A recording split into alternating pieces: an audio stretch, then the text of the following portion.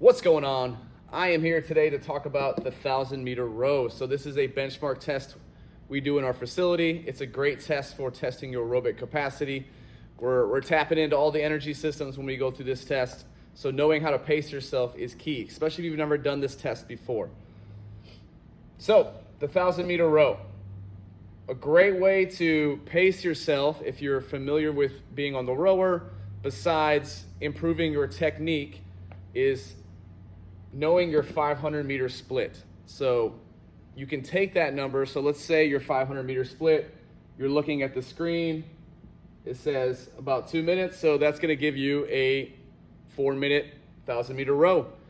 So knowing that number and staying consistent with it can help with the end, knowing what time you'll finish with.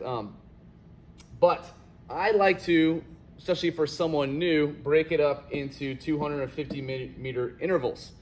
So when you start this test, you're going to be ready to go. You're going to be ready to hit it. The key is not to come out too hot. All right, if you come out too hot, this back part is going to be a painful finish. So make sure we're starting out and easing into those first 250 meters. So if we're giving that a percentage of effort, about 75-80% of your effort should be in that beginning. So you're easing your way in.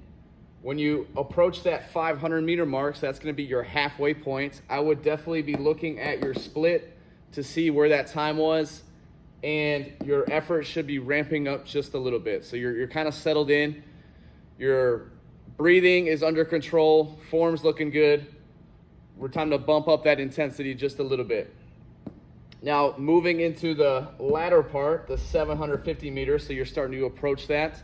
That's when you want to gauge how much effort you can finish with. So if you got some left in the tank, this is where we want to start moving into finishing with all-out effort. So from 750 to 1,000, if you got it, go for it, all right? So start pushing as hard as you can, finish strong.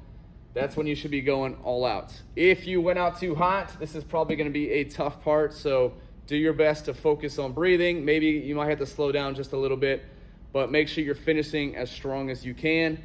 And my tip for when you get to that, starting to dwindle down to the 1,000, make sure you row a couple strokes beyond that. That way you're still giving that intensity and not slowing up right before you hit that mark.